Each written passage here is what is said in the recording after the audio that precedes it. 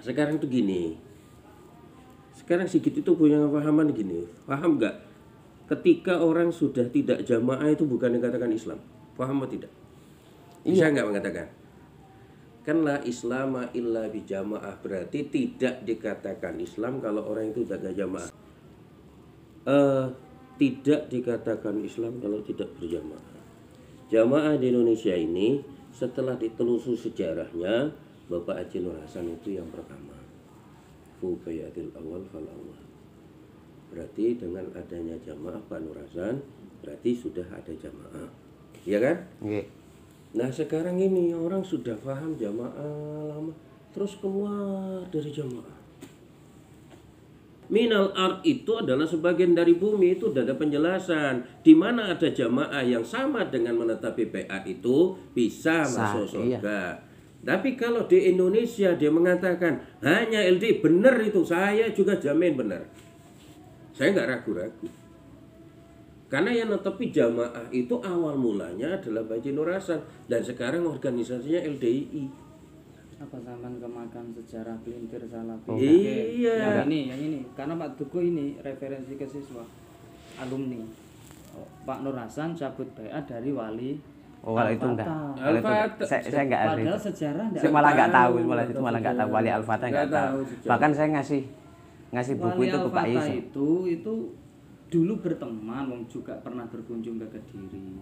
Tapi kan jelas di apa surat serah terima, di surat kuasa pun itu nitip murid, bukan baiat, bukan. Pak Nur Hasan sudah dibayar 41, kejadian itu kan 60-an atau 50-an sekian. Itu kan pelintir kan ini. Enggak, Itu orang kenapa zaman betul sekarang kok mau membahas sejarah. Berarti Ya saya kalau misalnya sekarang Indonesia, dia orang Indonesia itu mengaku bahwa hanya jamaah LDI yang masuk surga, kamu yakin enggak? kalau mengatakan hanya Iya kan LDI jamaah di Indonesia, misalkan LDI itu kan otomatis Indonesia dong. Secara logika ngapain kita menerjemahkan ke lain? Jadi intinya LDI sama jamaah kan kayak dua koin Ya. mata sisi doang gitu. Itu kan. itu. Ya hanya jamaah LDI yang masuk surga. LDI singkatannya Lembaga Dakwah Islam Indonesia. Jelas di Indonesia. Nah ngapain kita membahas masalah yang lain? Ya kan? Nah, ada pun di Korea sambung ke jamaah karena di sana belum kelihatan jamaahnya, nggak ada. Balik. Di Arab Saudi malah apa ada jamaah, kita nggak tahu. Nah, maka itu sambungnya ke Bapak Imam. Umpama ada jamaah di sana itu sangat tertutup dan tidak bisa, karena itu sudah dianggap, karena orang menganggap raja itu adalah amir, ya kan?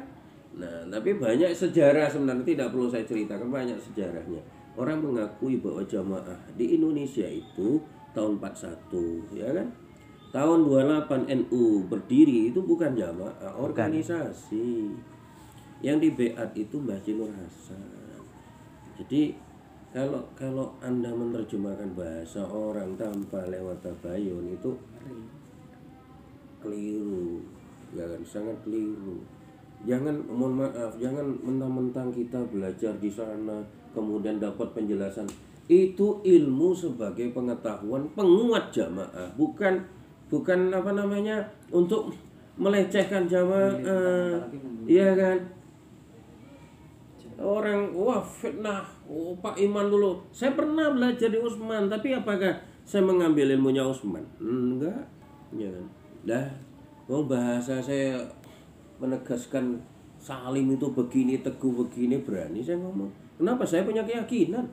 Walaupun bahasa saya masuk YouTube, tidak ada masalah, itu urusan dia. Ya kan? Tapi keyakinan kita itu loh, bahwa di luar jamaah ini bukan Islam.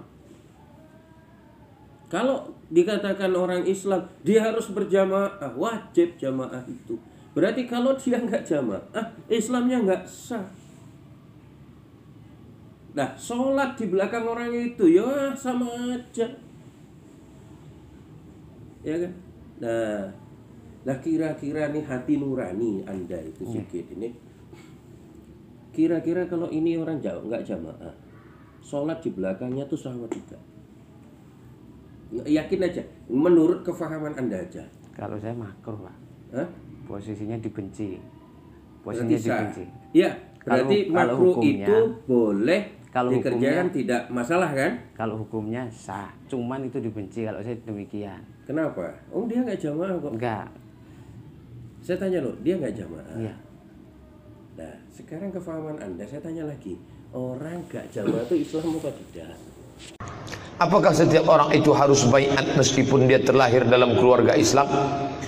Asyhadu an la ilaha illallah wa asyhadu anna Muhammadar Rasulullah. Itu bagi orang non muslim masuk Islam. Kalau bapaknya Islam, maknya Islam, Nabi tidak pernah suruh ulang syahadat lagi. Kamu kapan bersyahadat? Mak saya Islam, ayah saya Islam. Makmu tidak Islam yang sejati. Kau harus ulang syahadatmu saudaraku. Ulangnya di mana? Dengan guru kami. Dia syahadatnya bersilsilah sampai ke Nabi. Wah, nanti saya ulang syahadat lah. Iya, yang penting bayar maharnya dulu. Aliran sesat, berdalil-dalil, berdalih-dalih, UUD, UUW, ujung-ujungnya duit, ujung-ujungnya wanita. Salah satu cirinya model begini, mewajibkan semua harus berbaiat ulang lagi. Gak ada itu. Kalau sudah dia bersyahadat, emaknya muslim, bapaknya muslim, maka anaknya muslim. Kecuali pernah murtad, maka dia syahadat ulang. Tapi katanya kalau mati tidak ada baiat, matinya mati jahiliyah. Hadisnya sahih, man mata, siapa yang meninggal walaisa fi unuqi bai'ah, tidak berbaiat, mata mitatan jahiliyah, matinya mati jahiliyah. Hadisnya memang betul sahih. Itu ceritanya gimana? Naik Khalifah Abu Bakar Siddiq, maka kamu harus datang. Wahai Khalifah Abu Bakar, aku berbaiat, sami'na wa ata'na. Apapun yang terjadi, aku tetap mengikut engkau. Kalau muncul nanti Khalifah, maka kita berbaiat kepada dia. Mati jahiliyah siapa yang tak berbaiat kepada pemimpin. Kemudian sifat yang keempat, yaitu iman kepada semua yang diturunkan kepada Nabi Muhammad sallallahu alaihi wasallam. Walladzina yu'minuna bima unzila ilaik. Walladzina, dan orang-orang yu'minuna yang beriman mereka, bima dengan apa-apa, apa saja. Unzila yang diturunkan ilaika kepadamu, Nabi Muhammad. Dan orang-orang yang iman pada semua yang diturunkan kepada Nabi Muhammad. Apa yang diturunkan kepada Nabi Muhammad itu? Yang diturunkan kepada Nabi Muhammad adalah Al-Quran dan Sunnah Rasul. Iman kepada semua yang diturunkan kepada Nabi Muhammad berarti adalah iman kepada Al-Quran dan semua sunnah-sunnah Rasul atau hadis sahih. Sebagaimana firman Allah, wa anzalna alaikal kitaba wal hikmah. Aku menurunkan kepadamu kitab. Kitab itu adalah Al-Quran, hikmah itu adalah sunnah-sunnah beliau. Orang yang bertakwa percaya pada semua yang diturunkan kepada Nabi Muhammad SAW, baik berupa ayat-ayat Al-Quran ataupun hadis-hadis sahih. Mereka tidak membeda-bedakannya antara ayat satu dengan ayat lain, tidak membeda-bedakan antara Al-Quran dan hadis, tidak membedakan antara hadis satu dengan hadis yang lain. Pokoknya semuanya sahih, semuanya diterima. Nah, nggak dipilih-pilih. Nggak, ini cocok dengan saya, ini nggak cocok dengan saya. Nggak. Semua diterima, semua dipercayai, nggak ada yang ditolak, nggak ada yang didustakan. Mendustakan Quran atau hadis itu ada kalanya dengan mendustakan atau menolak lafaznya. Aku mau dengan ayat itu, aku mau dengan hadis itu. Ada kalanya begitu. Ada kalanya dengan mengartikannya dengan selain arti yang dikehendaki oleh Allah Rasul. Artinya ayat itu enggak begitu. Artinya hadis itu enggak begitu. Kita tahu dari mana?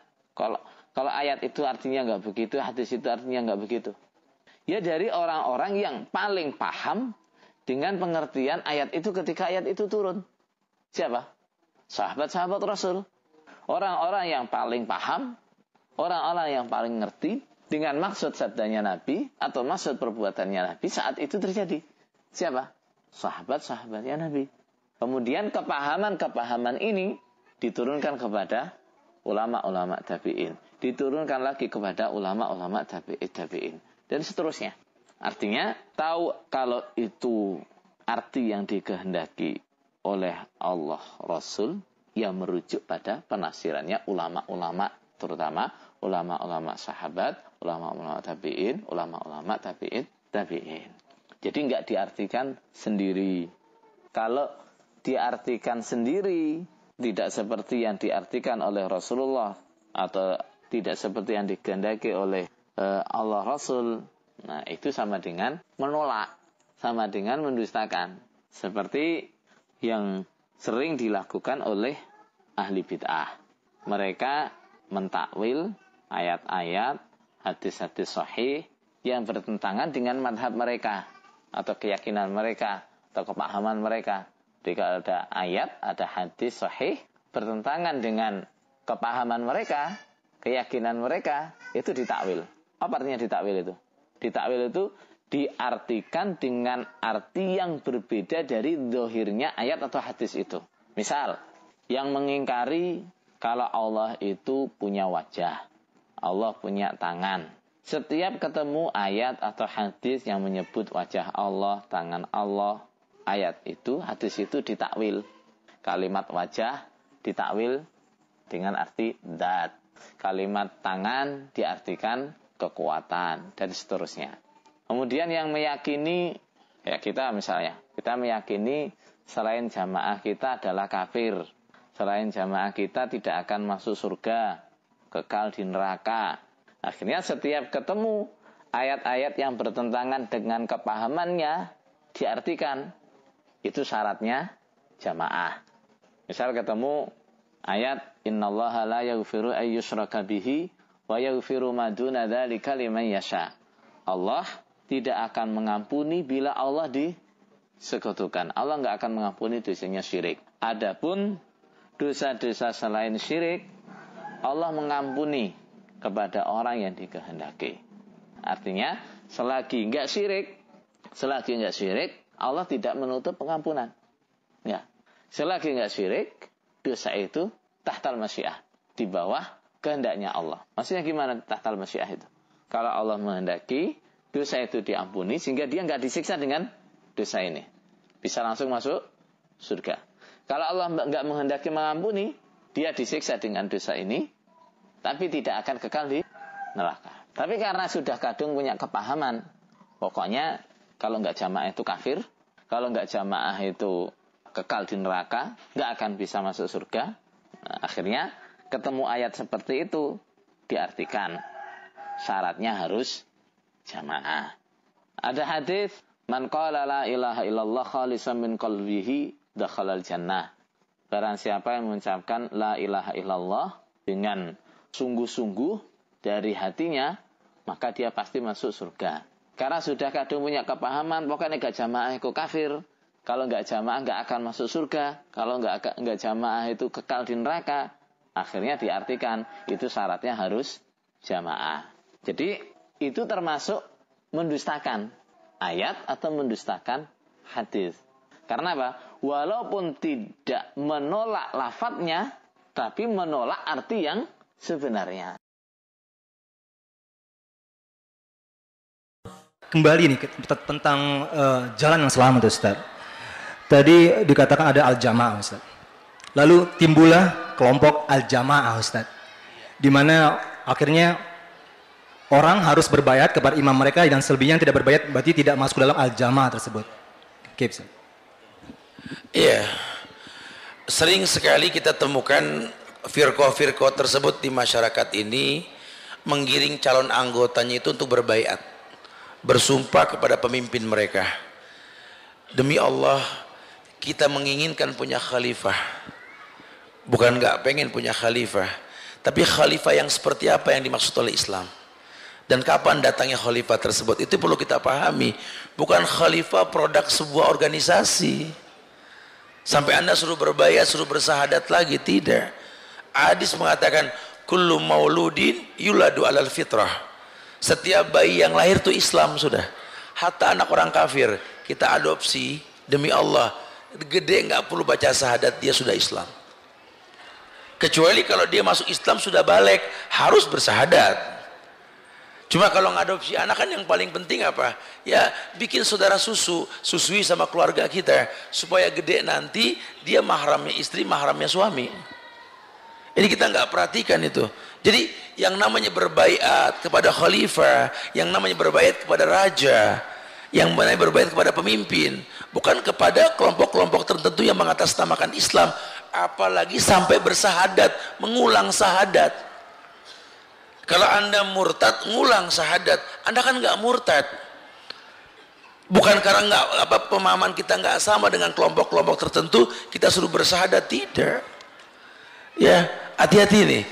Terjadi khilaf di antara kita masalah fikih itu biasa. Sudah saya katakan tadi, sejak Abu Hanifah, Imam Malik, Imam Syafi'i, Ahmad bin Hanbal terjadi khilaf. Nggak ada permusuhan di antara mereka, itu ijtihadiyah. Tapi kalau bicara yang namanya khilaf akidah, ini lain hal. Dimana saya nggak bisa bersatu sama dia, kenapa? Dia Tuhannya dua, gitu ya. Saya Tuhannya satu, oke. Dia waktu sholatnya beda, Ustaz. Hobinya jamak sholat. Padahal di Islam boleh menjamak, takdim maupun takhir. Cuma kalau tiap hari Zohor sama Asar, Maghrib sama Isya, cuma 3 waktu, maaf, ini bukan Islam.